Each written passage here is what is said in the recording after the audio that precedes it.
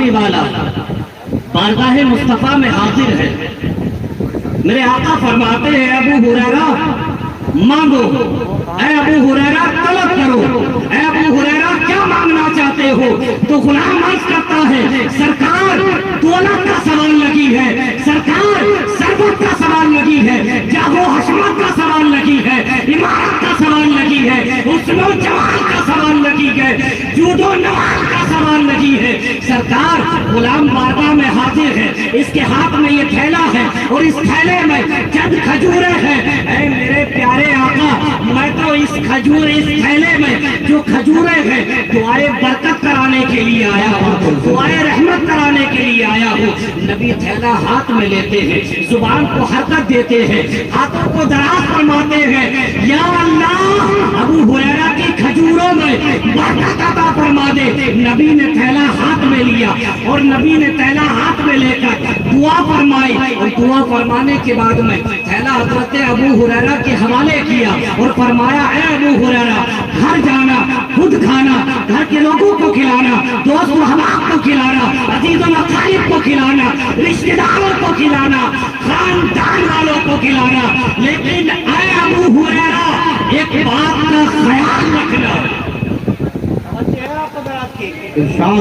میرے آقا نے فرمایا ابو ہریرہ گھر جاؤ، ہاتھ ڈالنا، کھجوریں نکالنا، خود کھانا، گھر کے لوگوں کو کھلانا، دوست و احباب کو کھلانا، عزیز و اقارب کو کھلانا، لیکن اس بات کا خیال رکھنا کہ تھیلے کو کبھی لوٹ کر کے کھجوریں نہ نکالنا، تھیلے کو کبھی پلٹ کر کے کھجوریں نہ نکالنا۔ حضرت ابو ہریرہ صحابی رسول ہے، مصطفیٰ کا وفادار ہے، عقیدت میں رکھی گئے کہ قیامت تو آ سکتی ہے لیکن تھیلے کی کھجوریں کبھی کم نہیں ہو سکتی، تھیلے کی کھجوریں کبھی کم نہیں ہو سکتی ہے۔ حضرات کیا حضرت ابو ہریرہ نے ایک ہفتہ اس تھیلے سے کھجوریں نکالی تھی؟ جواب ملتا ہے نہیں۔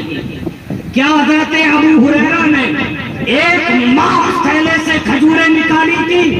جواب ملتا ہے نہیں۔ کیا حضرت ابو ہریرہ نے ایک سال تک اس تھیلے سے کھجوریں نکالی تھی؟ جواب ملتا ہے نہیں۔ ایک ہفتہ نہیں، ایک مہینہ نہیں، ایک سال نہیں، 10-20 سال نہیں، تاریخ شاہد ہے، روایات گواہ ہے، پورے 24 سال کا پیریڈ گزر گیا تھا۔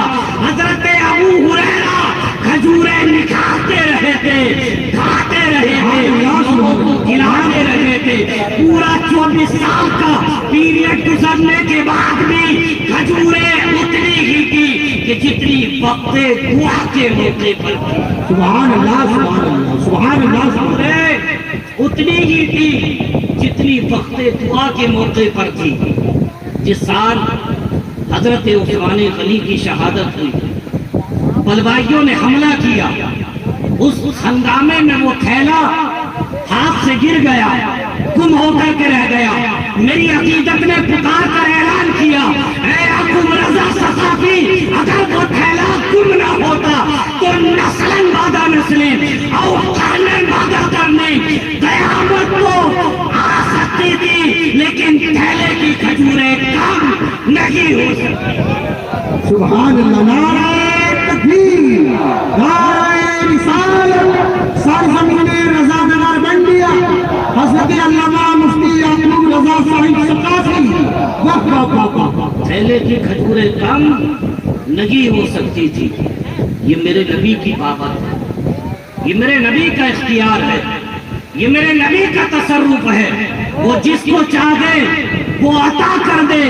اسی لیے آپ دیکھیے اعلیٰ حضرت رحمت اللہ تعالیٰ علیہ کی ذات کو آپ دیکھیے کہ آپ مشائخ زمانہ کی نظروں میں واقعی فنا فی الرسول تھے، بلکہ آپ دیکھیے جب آپ تاریخ کا مطالعہ کریں گے تو آپ کو معلوم ہوگا کہ اس دنیا میں جب نمرودیت پھیلتی ہے تو حضرت ابراہیم خلیل اللہ پیدا ہوتا ہے، اور جب اس دنیا میں فرعونیت پھیلتی ہے تو موسیٰ کلیم اللہ پیدا ہوتا ہے، اور اس دنیا میں جب نمرودیت پھیلتی ہے تو ابراہیم خلیل اللہ پیدا ہوتا ہے، اور جب اس دنیا میں یزیدیت پھیلتی ہے تو امام حسین پیدا ہوتا ہے، اور اس دنیا میں جب دین الہی کا وجود ہوتا ہے تو مجدد الف ثانی پیدا ہوتا ہے، اور اس دنیا میں جب وہابیت اور دیوبندیت جنم لیتی ہے تو امام احمد رضا خان پیدا ہوتا ہے۔ سبحان اللہ سبحان اللہ۔ یہ شاعر آ رہا تھا، آخر کے رضا دے خنجرے خوخار برقبار، آدا سے کہہ دو خیر منائے نشر کرے، آدا سے کہہ دو خیر منائے نشر کرے۔ آپ دیکھیے اعلیٰ حضرت کا ڈنکا آج بھی چہار جانب بج رہا ہے۔ جانتے گئے مشہور و معروف شاعر پاکستان حضرت اویس رضا قادری بیان کر رہے تھے کہ ایک جگہ جب پروگرام میں جانا ہوا تو یہ ضد تھی کہ جو نماز پڑھیں گے وہ ایسی مسجد میں نماز پڑھیں گے کہ جس کا تعلق اہل سنت والجماعت سے ہو، جس کا تعلق اعلیٰ حضرت سے ہو۔ بیان کرتے ہیں کہ جیسے ہی ہم مسجد کے قریب گئے تو کیا دیکھتے ہیں کہ اس مسجد کے جو گیٹ بنا ہوا ہے، گیٹ پر جو گنبد ہے وہ گنبد کوئی اور گنبد لگی، وہ گنبد اعلیٰ حضرت، سبحان اللہ سبحان اللہ۔ وہ گنبد اعلیٰ حضرت ہے۔ بیان کا بے ساختہ میری زبان سے نکلا، جانتے ہیں کیا؟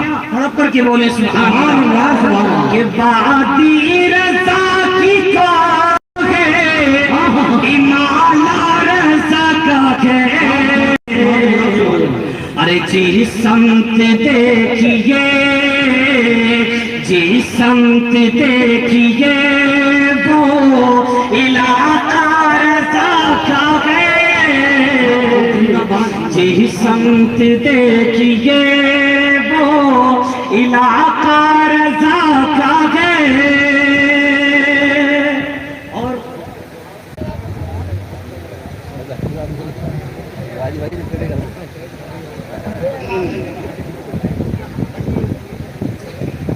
وقت سیاہ جب درے عالی پہ رکھ دیا، سورج نبی نے دستے سوالی پہ رکھ دیا، ہم نے تو مانگے رحمت کے چند پھول مگر سارا چمن دعاؤں کی ڈالی پہ رکھ دیا۔ حضرات ابھی آپ نے خوبصورت خطاب خطیب الاسلام حضرت علامہ مفتی محمد یعقوب رضا صاحب قبلہ ثقافی سے سماعت کیا۔ جی چاہ رہا تھا کہ وقت ٹہل جائے، وہ بولتے رہیں اور ہم سنتے رہیں، لیکن وقت کی تنگ دامانی کے پیش نظر وہ ہم سے رخصت ہوئے۔ انشاءاللہ یہ ملاقاتوں کا سلسلہ جاری و ساری رہے گا۔ حضرت علامہ مفتی محمد شریف رضا خان صاحب قبلہ مصباحی جو آج کل عالم اسلام کے مختلف خطوں میں ایک مصروف اور مقبول خطیب کی حیثیت سے پہچانے جا رہے ہیں، وہ منبر رسول پہ تشریف فرما ہے، آپ بہت جلد ان کو سماعت کریں گے، مگر اس سے پہلے ہم اس شخصیت سے آپ کی ملاقات کرا دینا چاہتے ہیں کہ جب وہ پورے موڈ میں نعت پڑھتے ہیں تو لگتا ہے آواز آ رہی ہے۔ آپ حضرات ان کی آواز کی چھاؤں میں بیٹھ کر کے اپنی تھکی ہوئی سماعت کی الجھی ہوئی زلفوں میں آسانی کے ساتھ کنگا کر سکتے ہیں۔ ان کے بعد اور بھی بہت ساری خوبصورت آوازیں ہیں جو آپ کو سماعت کرنی ہے۔ حضرت حافظ محمد جنید صاحب جو موہن پور سے ہمارے درمیان تشریف